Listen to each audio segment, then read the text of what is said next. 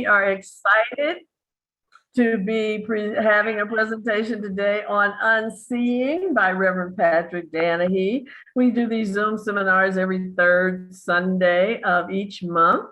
And this year, our theme is practicing spirituality. So, how do we take the teachings that we all know and love and outpicture them and become those teachings? So, unseeing is not an excuse to ignore reality or to be unaware of what is going on in the world. It's a strategy that was used by Mother Mary to hold the Immaculate Concept for Jesus as he grew up.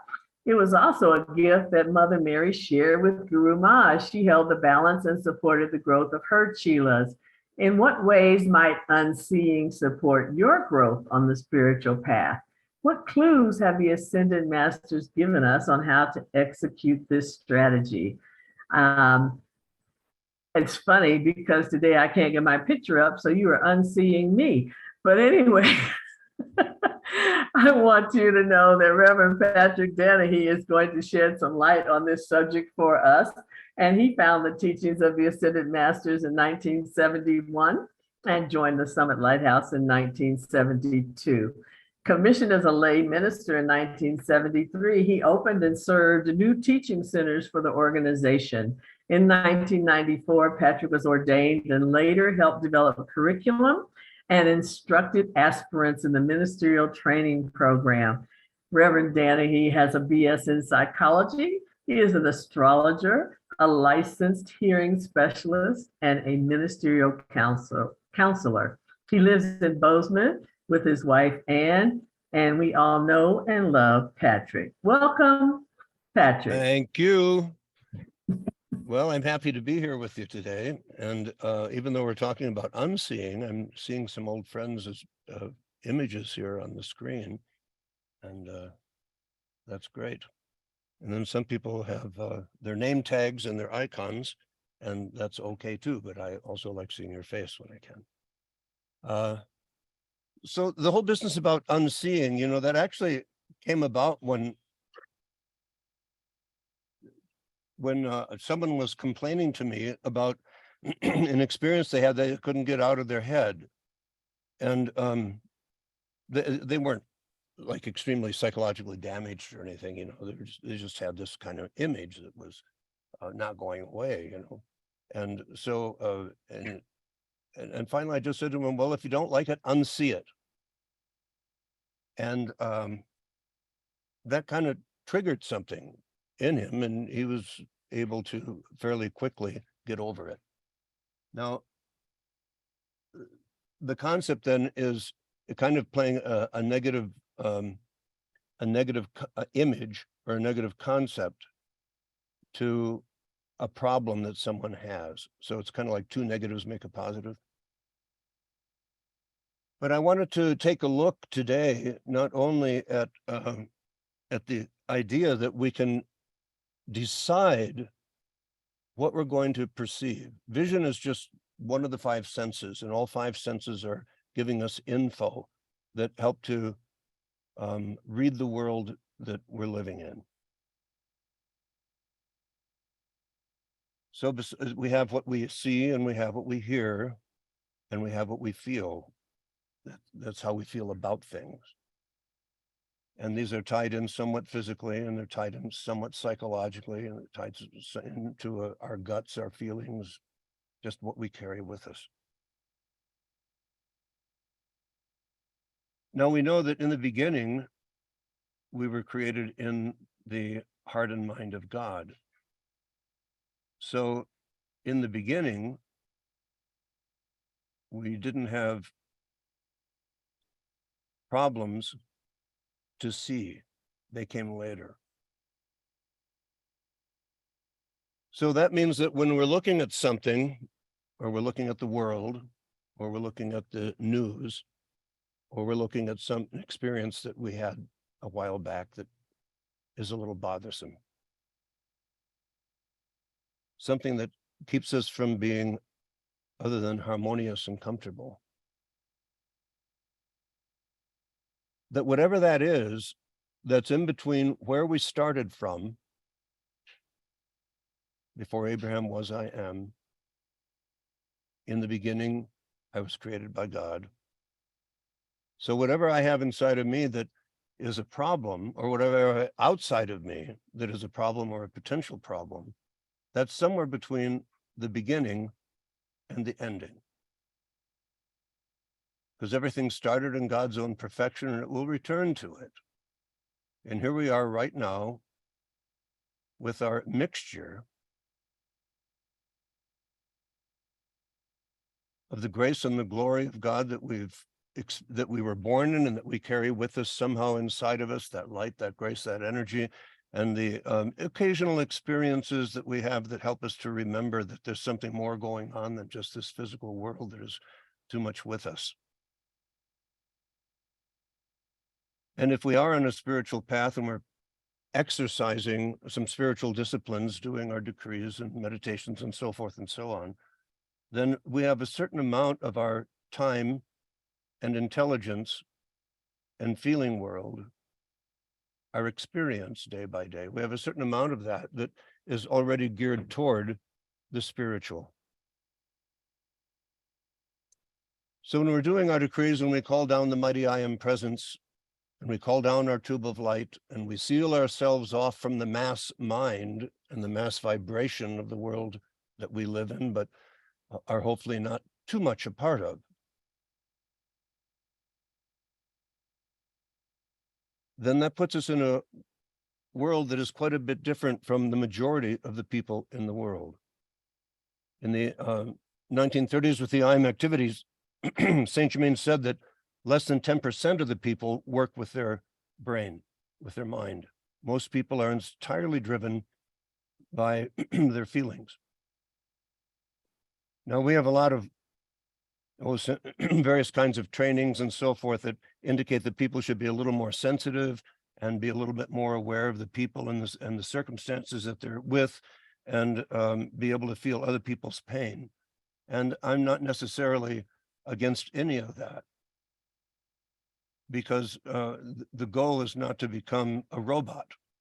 The goal is to become a spiritual, vibrant flame that we were in the beginning, that we will be in the ending if we don't goof it.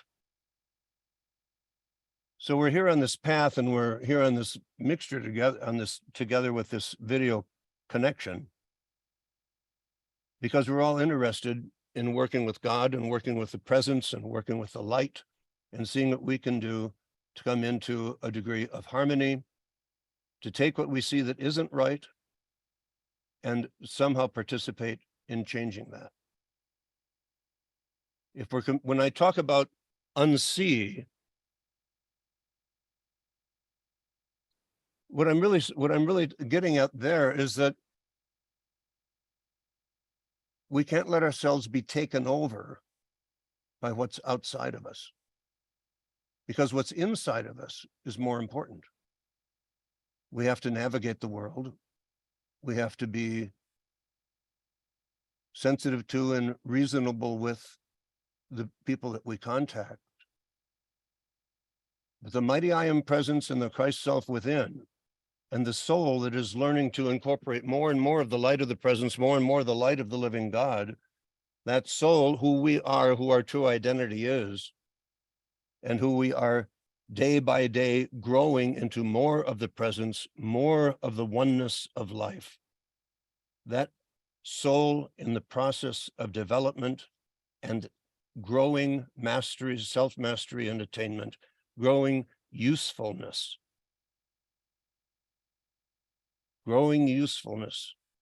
so that our thoughts, our feelings, our words, our deeds, everything that emanates through us is contributing to the solution, not to the problem. The problem is at one level is simply inharmony. In the mighty I am presence, there is no inharmony. So where is the resistance? Well, we've been here a long time on this planet, and so is most of the other folks. And we've all been making our own decisions, and sometimes we did them without consulting the presence. So it turns out that one of the best ways to unsee things is to go to the presence first. It all starts in the heart. Go to the presence. Now we know the I am presence might be 50 feet above us, but it can come closer as we draw nigh to me, and I will draw nigh to thee, saith the Lord.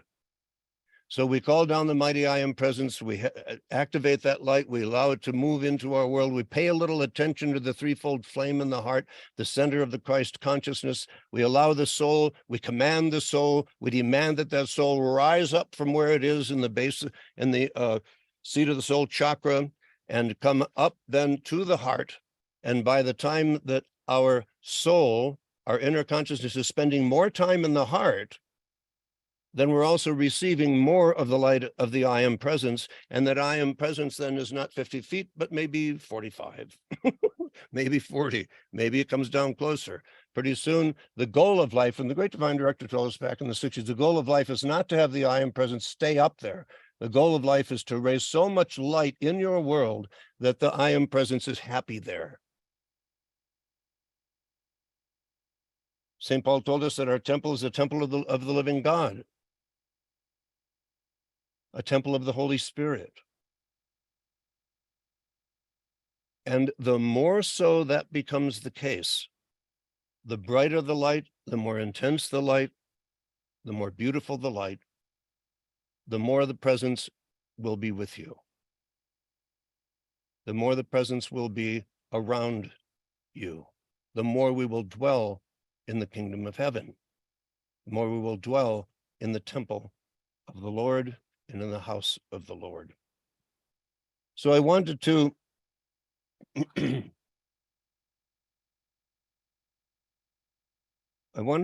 look at a couple of things here in the teachings, and we're going to be looking at seeing and unseeing, but I'm going to be taking it a little bit bigger.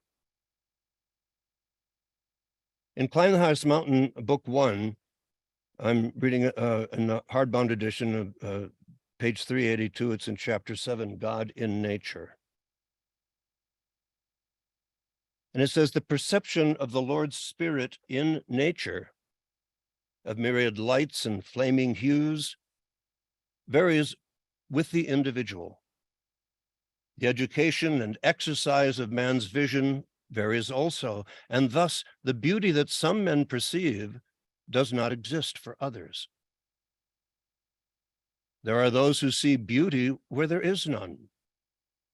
These discern spiritually the archetypal pattern of perfection glistening beyond the veil, even when its material counterpart is not apparent in the world of form. So individually, we can learn to live in the kingdom of heaven as we walk here on the earth with our various brothers and sisters, all of whom are wherever they are on the path, and some of whom will appreciate and recognize the light within another, and some who may find it actually bothersome. Well, that's life. So one of the things we're going to learn about seeing and unseeing is that sometimes you got to be a little bit tough. And you got to decide if someone else's discomfort is going to dictate your inner world or not. Now, if we have a child who's sick, I mean, that's difficult, and we have to do what we can to fix the problem, to help the child get well. And everybody has a heart for that, and that's fine. But we also know that a little bit of a clinical practice or attitude can sometimes make us a little more effective in actually doing the work that needs to be done to assist with the healing.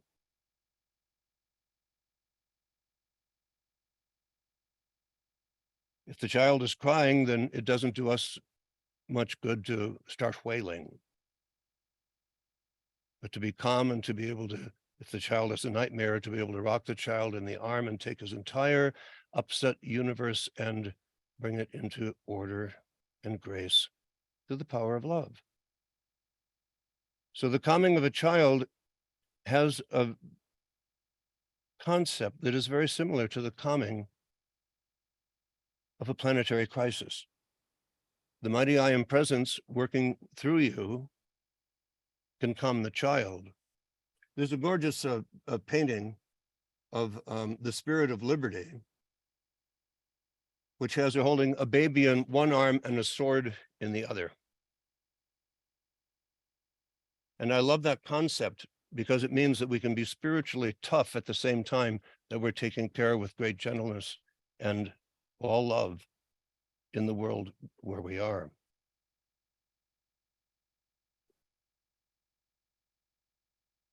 Continuing here with God in nature from Climb the Highest Mountain. There are others for whom life is always dreary, banal, unholy. And even in the presence of true beauty, delicately perfected in matter, they perceive only the spirals of disintegration and decay inherent within their own limited self-awareness of God, because they have developed the habit of negative seeing. The habit of negative seeing. So it turns out that in some cases, if you want to unsee something, you got to start with yourself. A habit of negative seeing.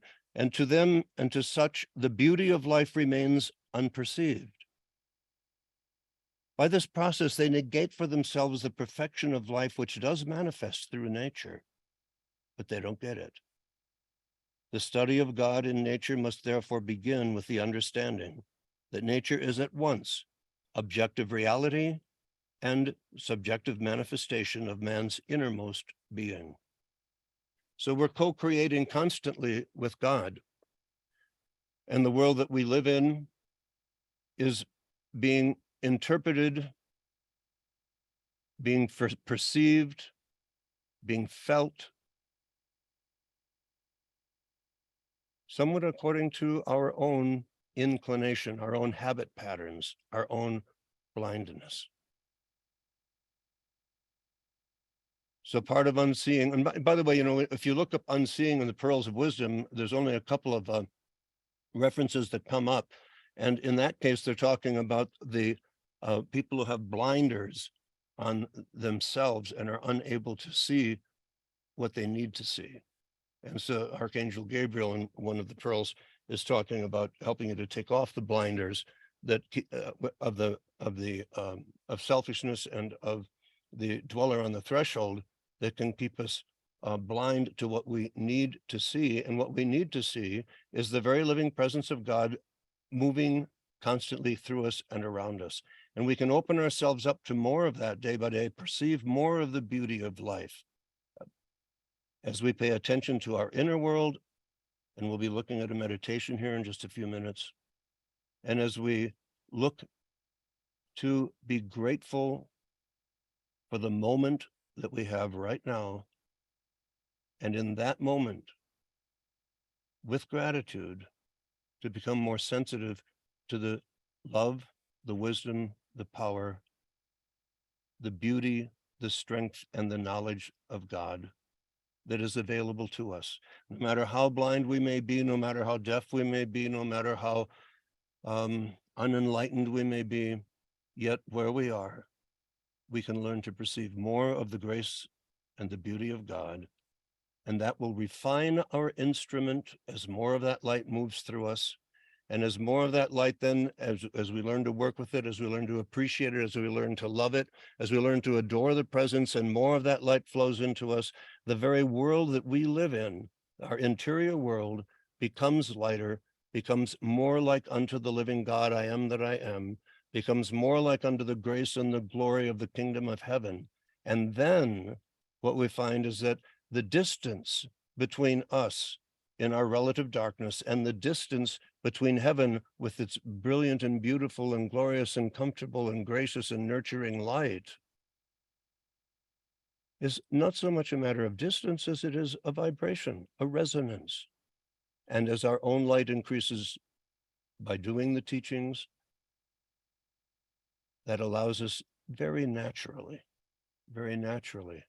to begin to become more aware of the kingdom of heaven that was always with us, but that we were not able to receive, or even if we were able to receive it, that we couldn't be aware of.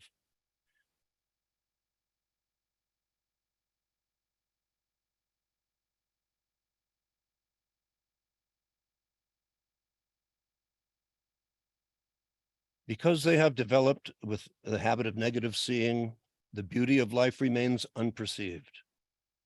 By this process, they negate for themselves the perfection of life, which does manifest throughout nature. The study of God in nature must therefore begin with the understanding that nature is at once objective reality and subjective manifestation of man's innermost being. To those who behold with the inner eye, those perceptions are ordered by the single-eyed vision of the Creator's own consciousness. The joy, the harmony, beauty, the perfection, the balance, the symmetry, and the mathematical precision of nature are facts of life, applauded, adored, affinitized with the inner realities of their solar awareness. Those who see only the phenomena of the parts, the little bits that don't seem to connect to anything, miss the big picture. They tune into the little things. They do not see the forest for the trees. So it's like the Hindu fable of the blind man and the elephant.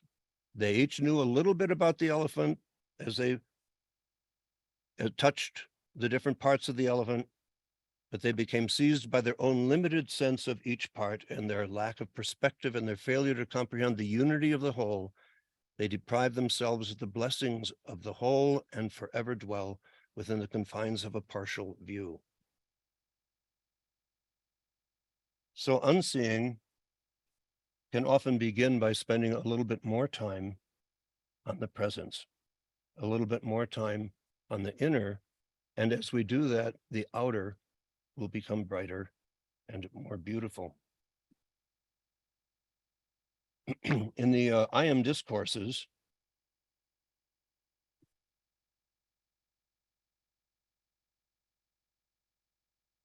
on page 229,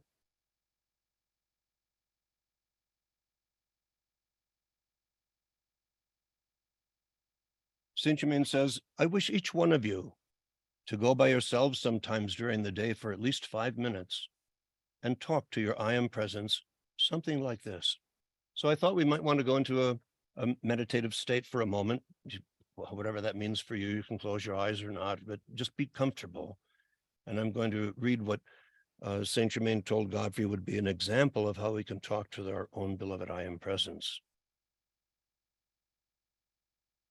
So sit down, still the outer, and just take 5 minutes and talk to your I Am presence, something like this. Great masterful presence, which I am. I love, I adore thee. I give back unto thee the fullness of all creative power, all love, all wisdom. And through this power which thou art, I give thee full power to make visible in my hands and use the fulfillment of my every desire. I no longer claim any power as my own, for I now claim thee, the only and all-conquering presence in my home, in my life, in my world, in my experience. I acknowledge thy full supremacy and command of all things. And as my consciousness is fixed upon an achievement, your invisible presence and intelligence takes command and brings the fulfillment into my experience quickly, even with the speed of thought. I know that thou art ruler over time, place, and space, and therefore thou requirest only now to bring into the visible activity thine every perfection. I stand absolutely firm in the full acceptance of this, now and forever, and I shall not allow my mind to waver from it, for at last I know we are one. And then Saint Germain says, beloved students, you may add to or weave into this anything else that you wish for your requirement. And I assure you, if you live with this, I shall endeavor to help you to do so. You will experience the opening of the floodgates of God's abundance. And I think here that I should explain to you the most important, the most desirable thing that anybody can do is to fix within his or her mind the one permanent necessity, and that is to keep at it until one reaches so deeply and firmly into his mighty I Am presence that all love, light, good, and riches flow into his life and experience by an inner propelling power that naught of the outer personality may at any time, anywhere, ever interfere with. This is the object of true training. Now, in the development that was begun with the IM activity and continued with the Summit Lighthouse and Church Universal and Triumphant, we continue to work with the attunement with God, with the meditation, with the understanding that we called on, that we establish the tube of light, we dwell in the presence of the Almighty God, that we give our spoken word to accomplish what is on our minds and our desire, to become one with God, to grow in attainment so that we can be, you know, the whole purpose of attainment and getting spiritually stronger and more masterful is that you can go out and take care of the dragons and the negative energies that are afoot in the world so that the little children can wax strong in spirit and matter because you're able to hold the balance for them. That's basically what we do and why we do what we do. I've been reading some biographies lately, and I've been very impressed with one in particular from a public servant who is worked with a government agency, had 633,000 people under his employ. And it's no small time business.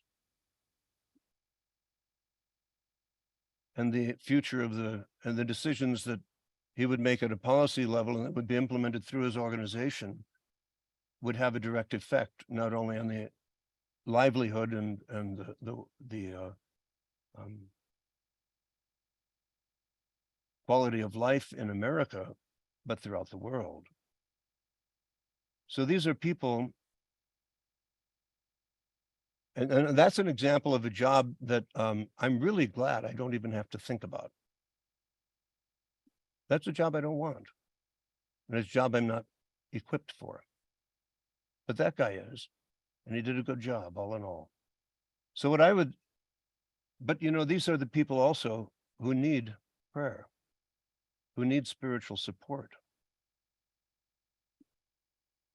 These are the people who have to who have to stand up against the very work of evil on the planet and the very work of resistance among those people who have not yet decided to work for the light instead of for their own pleasure. So it's a difficult time, and the balance of life between dharma and karma is always wavering, and the growth of the sons and daughters of God who pursue the light and pursue the teachings and adapt them and internalize them and work with them and keep on keeping on as we go through our own ups and downs can make such a big difference in the world for some other people who may be inclined but aren't privileged yet to know about the teachings, to know that there's an invisible world, both in spirit and in matter, that can hold the balance for the progress of life on earth. So our goal is to be able to take these teachings and to be able to see good outcomes out of the midst of chaos, opposition, resistance, hatred, etc. To see the good outcome, to see to it that we can call for the judgment, which simply stops the negative energy in its tracks. You may remember that we've been told that the descent of love is a judgment. The judgment is always under the resurrection and the life of the light bearers. The exorcism is always under the freedom of the individual. So the work of the initiate, which is the work of those of us who are choosing to follow the teachings, is really a work on behalf of others. With a baby that can grow up and wax strong in spirit and in matter, just as Jesus did.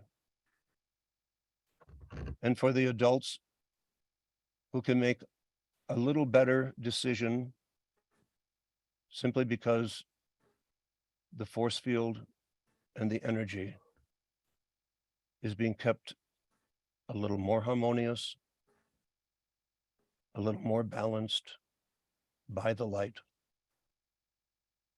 When we talk about seeing, we have two choices. We can see whatever it is that we see in the world around us. As we read earlier, the nature is both objective and it's also subjective according to the person who's perceiving nature.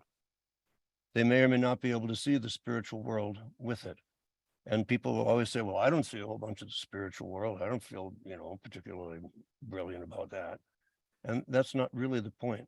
The point is to invoke the presence of God, called a cyclopeia, allow the all-seeing eye of God to do its work, adore God, including the aspect of God, which is vision, and allow the all-seeing eye of God to see through you. It's the same old thing. You're seeing stuff. You're seeing the world that's around you.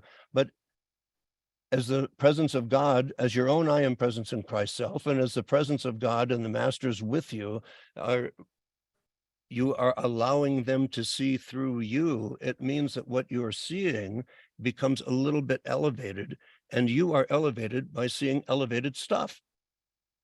It's not that complicated. When we live more and more, it means that even our objective sense of reality, our witness of what we feel, what we see, what we hear, what we smell, all of these five senses, they can become more refined.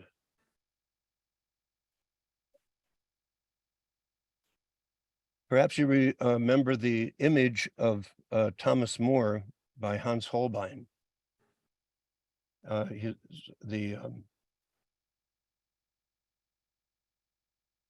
Actually, if we have that image, we could go ahead and put it up. But there's he wears a medallion of office, and it's a gold chain made out of a bunch of S's, S, S, S, S, S, and that's for Sanctus Spiritus, for the Holy Spirit. And then it comes down to right over his heart, there's what's called a cinquefoil, and those are the 5 petals of the rose. So then there are 3, there's a little one and then a bigger one around it and a bigger one around it. That stands for the 5 senses, but it also stands for the 5 soul senses. And the idea is when we begin to pay attention to how we feel and what we see, what we hear, how we're interacting with that, how some of it is a result of what we want to see, what we want to hear, what we want to feel. Some of it may be the result of habitual things. It may be the result of having a bad breakfast. We're not feeling so good, and so things don't look so good. But all of that working together, as we learn to become a little bit more attentive to the world around us, so that we can make the call and direct God's energy into the needs of the world around us. And as we become a little bit more masterful in paying attention to how we ourselves are feeling and doing, not getting carried away because something happens, being a little bit more stable, etc. As we grow into this degree of self-awareness, which can lead to self-mastery,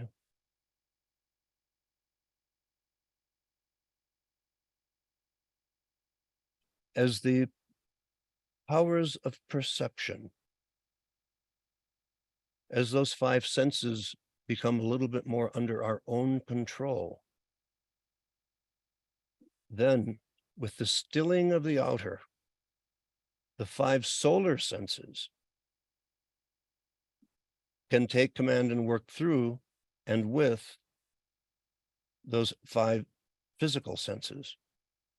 And the world becomes a little bit more clear, a little bit more well perceived. And as we learn to be able to work more with the seeing, with the feeling, with the sensory activity or organisms of the soul, and those are the different dimensions of those the 5-petaled rose, one inside the other. So it's kind of like there's a physical sense, there's a solar sense, and there's a spiritual sense. And each of them are refinements, and they're slightly different, and yet they can coordinate with each other.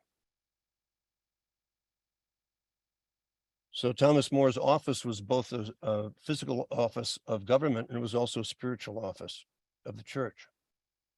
And it was and therein is that concept. We're both spiritual and physical people. We're spiritual beings who are in embodiment.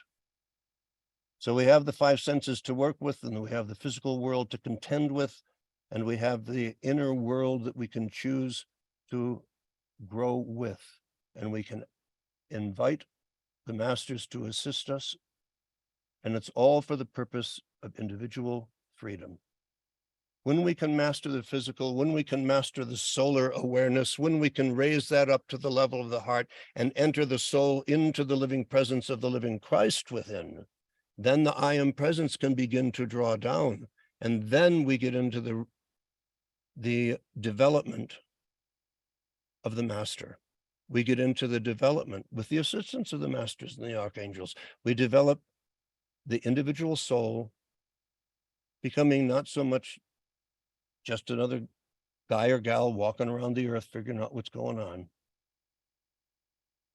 but one in whom the kingdom of heaven is growing, one in whom the brilliance of the light is expanding, one in whom the living presence, I am that I am, moves.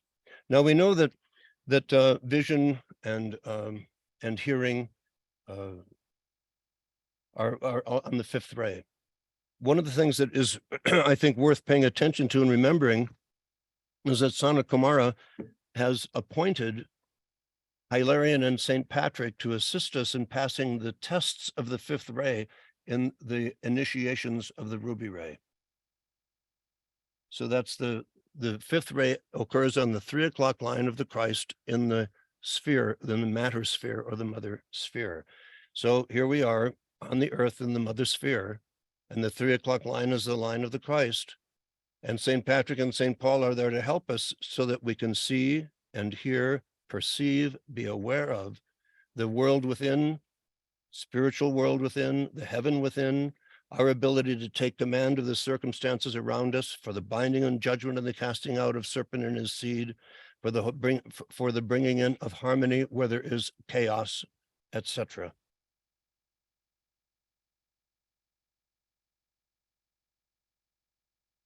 That whole that section where he talks about this is in chapter 34 of the opening of the seventh seal. It's called the judgment of serpent and his seed.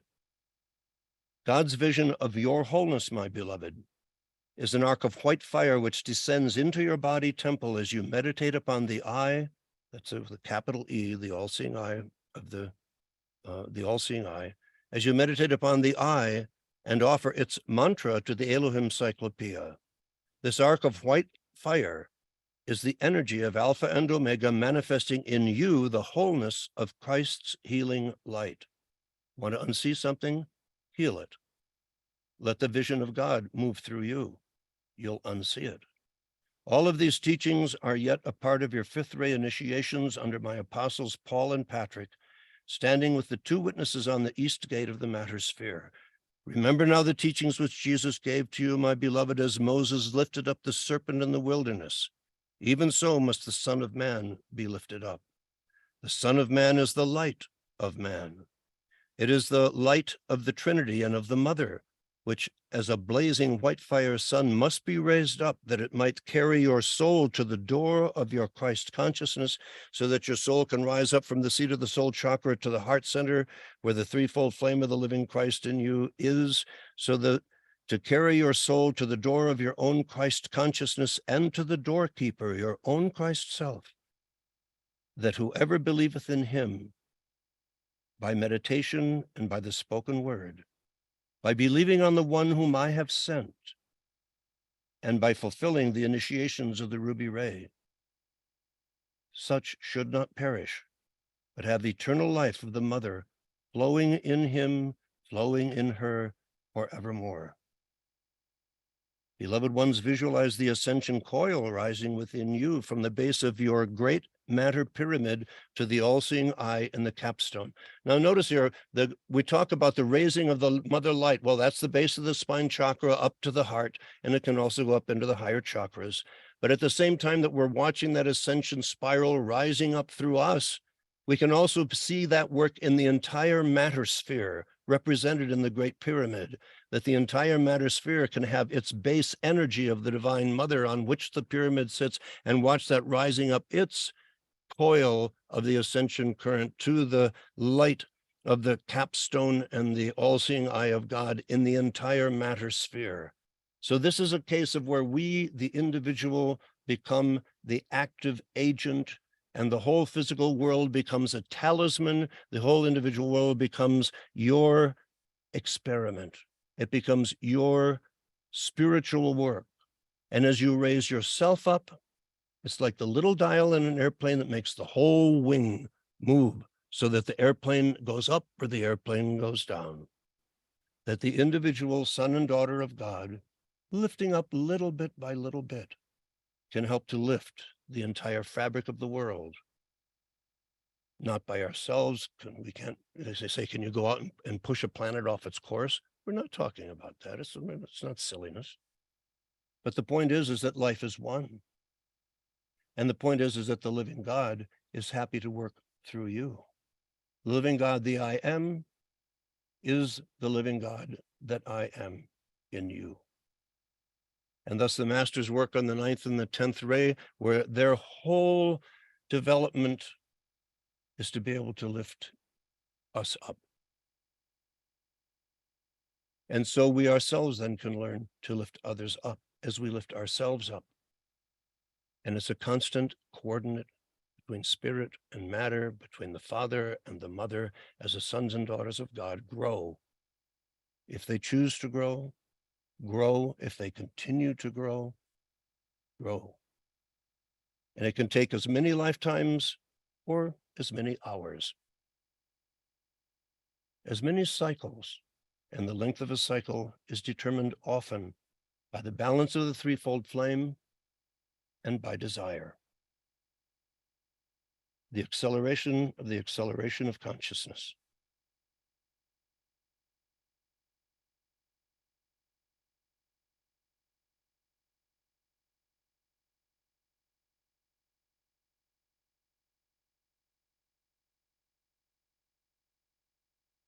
Let us see then what our disciples who have studied and assimilated our word will do with this initiation of the ruby ray. Will they take up serpents after the examples of my apostles, Paul and Patrick, and so many other brave ones who are now ascended masters? These were recorded by John in Revelation 19:17 as the fowls that fly in the midst of heaven. So we have the angels and we have the masters and we have the cosmic beings. Will they join the ranks of the overcomers who have overcome the dragon so that the little children might yet walk strong and grow in the grace of the Lord? Will they have the courage to wield the ruby sword after the communing with the Lord, who is mighty indeed, today as he was yesterday? And will they apply my teachings preliminary to those that I will yet give in the opening of the 7th seal? Will they make good on the light that I have given to them in this series of pearls of wisdom by dispensation from the Cosmic Council? Will they take up the word and the work of the 7 holy Kumaras in the earth to prepare the way for the Lord's second advent and to make straight the paths of consciousness in my people for the coming of the righteous branch, the Lord, our righteousness? And will they see and take heart in the mission of all who have gone before, that this is their hour? This is the hour when I, the Ancient of Days, would confer upon them the same God mastery that I have given to the avatars of East and West. My beloved, do not neglect to become the word that you study and assimilate. For you know that this becoming bears fruit in the arena of action under the world teachers. And so with the sign of the staff of Jesus subduing serpents, and the symbol of the sword of the word and the book of the law of the Jesus Christ, I seal you in the mantle of my sons Patrick and Paul, that you too might be overcomers in the earth. I am Sanat Kumara. So seeing and unseeing is oftentimes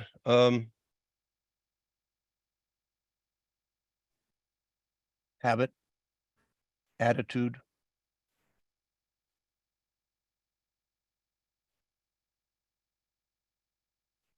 and we can decide ourselves how we might be able to help other people to see how beautiful is this earth, which is the Lord's, and the fullness thereof and all they that dwell thereon.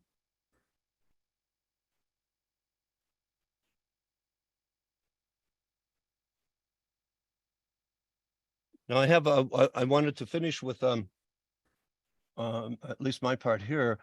Anne, are you on? Oh, okay. Well, why don't you come over here then? Let's see. Anne had a little. I was talking with Anne a couple of days ago about this, and she told me a little story that I thought was quite an example of both seeing and unseeing, and how good nature and attitude can take a very simple little step forward that can have a big effect on other people's lives. Wait, do you want me to stand here? Well, whatever you're more comfortable with, you're welcome to sit here if you like. Standing would probably be better.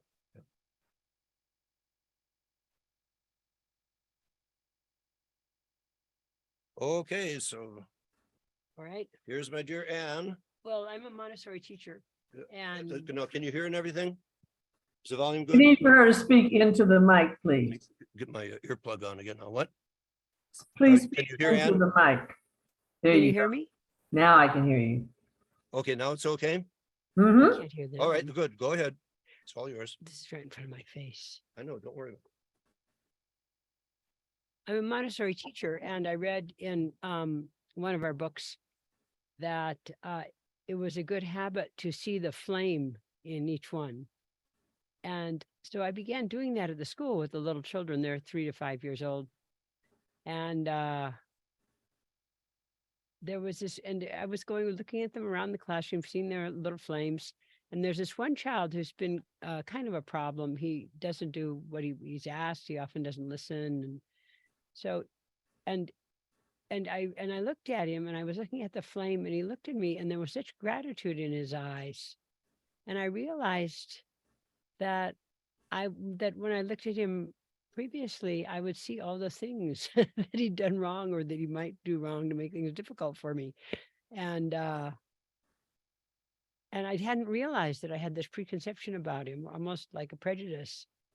And just seeing the flame in him, it was so rewarding for me too, to realize that, to get beyond that. So that's my story, and I've enjoyed imagining the flames. And when I do yoga with them at the end of it, I have them all visualize the flames, look at the flames in one another, and they get very excited about it. They talk about how they have rainbow flames, and some of them will say, "Oh, my flame is yellow." They really like that. So I think that for me, that worked very well. Thank you. That's beautiful. Thank you.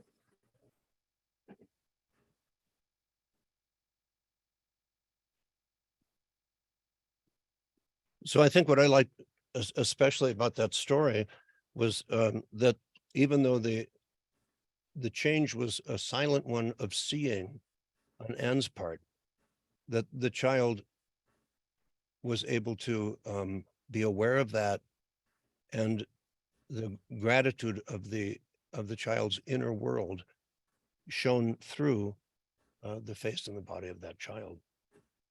And so that's the way it is. The world is one. All life is one. We're all interconnected. We're constantly interacting. There's plenty of energy, of thoughts and words and feelings and deeds, and there's like Jordan Peterson likes to say, the world is difficult and is made worse by maliciousness. But when we can take our teachings and we can neutralize that, both through our individual efforts as well as through our collective efforts, then we are unseeing the way of the world as we allow the way of heaven to see through us. And that will unsee the destruction of the planet, and that will allow the vision of Saint Germain's Great Golden Age to achieve its physical manifestation. So those are my thoughts about seeing and unseeing. Any questions? Concepts? Thank you, Patrick. That was fabulous. If you have a question for Patrick, you may unmute yourself and ask. And while I'm going to get my picture off here since it's jumping around, but I have a question, Patrick. This is Ah. Carol. Hi, Karen. Carol Brenner. Hi, Carol. I see you down there.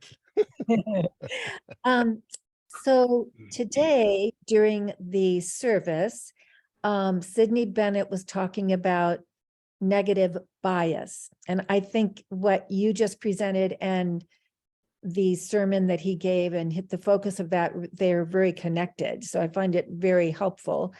And I think with all these, horrible things that are going on in the world, and, we need to be aware and in tune with what's happening, and so we can make the calls. But, it is getting more difficult to stay positive, more difficult to keep that idealism, so to speak. So okay. And so in a conversation I was having with somebody about the sermon and the service, I was talking about, well, when did negative bias start? Was it at the time of Adam and Eve? When Eve became aware of what evil was, and then that was the beginning of negative bias. That was the beginning of seeing the negative instead of the positive. I'm just, I'm kind of trying to get my arms around this whole thing. So I have a whole concept about it that will help me, move forward. Does that make sense? Yes, it does. And I kind of would fold that into the concept of, where did evil start in this universe that was created by an all-loving God? And if God is all-loving and all-powerful, why is there pain and discord in the world? Well, that's kept a lot of thinkers busy for as long as we've been recording what thinkers think. So I'm not going to even attempt to answer that, except that I would say that in the beginning,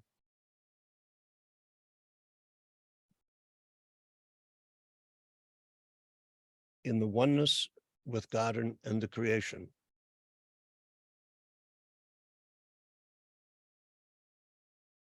there was a quest for individualization, and we asked to be able to have a time and a place to make our own decisions and execute our own creative endeavors.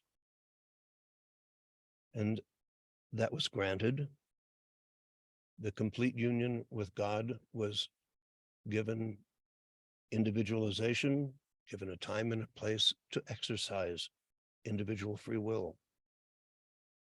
And as it turned out, that gave us the option also to make decisions, to have feelings, to have experiences that were outside of the kingdom of heaven. And then as we got attached to one thing or another thing, and the human condition got more human instead of more divine, then all sorts of variations, including bias, prejudice, etc., showed its head. So whether we're looking at it from the standpoint of nations in our current international history, or whether we're looking at it from the standpoint of the Macaws and the McCoys and the Ozarks, or the McDonalds and the Campbells, all of these things, whether it's family, whether it's tribe, whether it's nation, whether it's competitive this or competitive that, That's all the human. And that human exists because it wanted free will. And we have the opportunity, by our free will, if we so choose, to return back to God, to dwell in the kingdom of heaven, to establish that kingdom in us with great strength. And all of the ascended masters are there to help us with that. And as we choose to follow that path, we will begin to rise up in consciousness to the place of Christ, to the place of Buddha, which is far and above all of that bias, all of that prejudice, all of that erroneous desire. And we can find instead that our desire to be God in action where I am will be sufficient, not only to secure our own salvation and elevation, but also to give a little time and space for other people to breathe, to feel, and to be who they are, instead of being trapped up in all of the cross currents of a confused and conflicting world.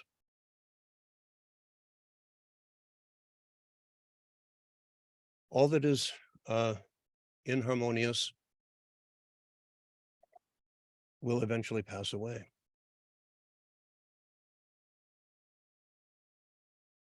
So it's my fond hope that many of our best friends, some of whom we may not have met yet, will have the opportunity to also rise a little higher, live a little more harmoniously, and make the world a better place to live for those who will come after us. Thank you, Patrick. Thank you, Carol. Thank you, Patrick. You're welcome. Patrick, I'm wondering if I could just jump in here and make a Go ahead, comment. Irene. Okay. Yeah, I was just thinking, I'm wondering if we hold a certain vision of somebody, like Anne was talking about with her children, or this child. If we have a certain emotion, negative emotion, like either anger or fear or, revenge. And until we change that whole thing within ourselves, such as the fear or the non-forgiving of people, as long as we hold that in our emotional body, we can't unsee that. Does that make sense? Well, I think that that our vision and our feeling and our reasoning and our unreasoning, I think they're all kind of connected. And I guess I guess what it means is that we were talking about increasing self-awareness, just paying a little attention and taking out that 5 minutes 3 times a day to talk to your presence and to commune with your presence and to commune with the God reality that you are, instead of with, the circumstances that we find ourselves in embodiment. So taking those 5 minutes 3 times a day, Saint Germain said, will be enough to make a complete and thorough change for you. And then, of course, doing the decrees and so forth not only secures that more greatly, but also sends out lots of extra energy for the rest of the world. So yeah, it's true that the vision is not, it does not operate independently of the rest of our consciousness. And if we have emotional things that are not intact, well, then we can become aware of that and say, enough. Yeah. I don't need to feel like that. And if I feel that the other person has done me wrong, I say, well, shucks. I mean, are you going to allow yourself to be attached to someone who misbehaves because you don't like them or you can't forgive them, I mean, then you get to both go down in the ditch. So one really good reason to learn to forgive other people is that you don't have to be attached to them if you don't like them. Yeah. And I mean, that's really pretty simple stuff. Now it gets more refined as you go along, but that's a good first step. Remember that Saint Germain talks even again about mild dislike. Yes. So we can learn to love. And if it turns out that we got a glitch in our gut or in our some aspect of our system that is holding us back, then go after that. See here now, I'm going to close the door on that. I'm going to see to it I don't feed it any more of that. And then while it's closed the door and locked in the basement, I'll throw a violet flame bomb down there. And, so I mean, work with it. I have a friend who makes complete cartoons in his head about how he's handling circumstances. And the angels are coming in, and and that's the cool. alchemists, and I mean, it's kind of like a little a video game or something that he just, and that's how he uses his how he has fun doing that kind of work. But it's intentional, and the end result is that it brings the harmony of the presence. And so even if he has a little goofiness along the way, it's a good creative expression for him to be able to do his work. Yes. And Patrick, could I just throw in one other thing? Sure. And that is, we have to be just like what you're saying. We have to be so careful. We have to self-observe all the time. And as soon as we feel a rumbling in our emotional body, I think we have to do exactly what you're saying. Just do a Shiva or something, even just mentally. If you're in a public place, I guess, I don't know, but at least self-observe. Yeah, just expressing your true intent. Expressing your true intent. And even if you're not like quite there yet, expressing it, even if it's quiet, even if it means you're sending out a thought pattern for an emotional condition that you're observing as you're interacting with other people. You can do this kind of work in between sentences. You can do this kind of work in between cups of tea. You can do this kind of work while you're at work or while you're walking in the park. Mhm. So the important thing is that, I mean, it's just like I always used to say that the only reason to study astrology is to challenge it. Mhm. So the same thing is true with almost every other phenomenon. If it's not right, challenge it, change it, unsee it, re-see it, change it in the direction you want it to go if it's going in the wrong direction. If it's in a downward spiral, then, just jump over to the other elevator and go up. Hey, Patrick. Yeah. This is Gregory from Atlanta. Hey, Gregory, hi. Hi, how are you? I'd like to share that God gave me kind of a fleshed out understanding that's really helped me of, if thine eye be single, thy body will be full of light. And that's if we establish a vertical relationship, and as you've stated, go to the presence. And then when we come back down and look out into the world and keep that single-eyed vision, we then can start to see with a more divine perspective. And so the error will reveal itself, but also the truth will also reveal itself. And I've been trying to practice that for the last couple of years, and that's helping me to not be as aggravated or irritated or upset by what I can see horizontally in the world if I touch to my presence first and come down and then look out through my eyes with the presence. Well, I'd say that Saint Germain and Godfrey more or less agree with you. Sounds good to me. Thanks, Patrick. I just want to share one thing that I read in the Teachings of the Cosmic Christ as well. It said that Mother Mary, in order to hold the concept, Immaculate Concept for Jesus, had to unsee the negativity in the world around him. Sounds like Patrick gave us a good way to do that, but she also gave that gift to Guru Ma as she held the balance and supported the growth of her chelas. So she would see, correct, and then would not remember whatever they had done. And so I've started to ask Mother Mary for that gift of forgetting, because I think I forgive, but I rarely get to forget. And I want to get to forgiving so that I know I have truly forgiven. Me too. So anyway, thank you, Patrick. I think it was fabulous. I thank you for everybody who attended. I invite you to come back in a month, which will be the 19th of March, and Valerie McBride is going to talk about taking care of our brains and using electromagnetic protection and spiritualizing our brains so that we're able to stay more one-pointed on the path. God bless you all. Thank you so much. I'll try to put my picture up and say, yay, Patrick. So all Thank glory you. to God and Guru. And I'm grateful to be here with you tonight. Thank you. Thank you, Patrick. Thank you. Thank you, Patricia. Patrick. Everyone. Thank you, everyone.